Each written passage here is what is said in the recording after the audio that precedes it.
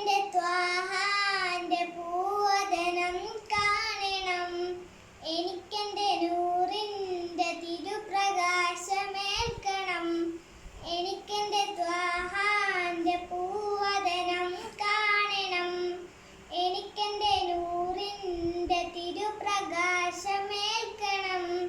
ഒരു നാൾ മെഹബൂബേ എൻ കനവില്ലണയണം.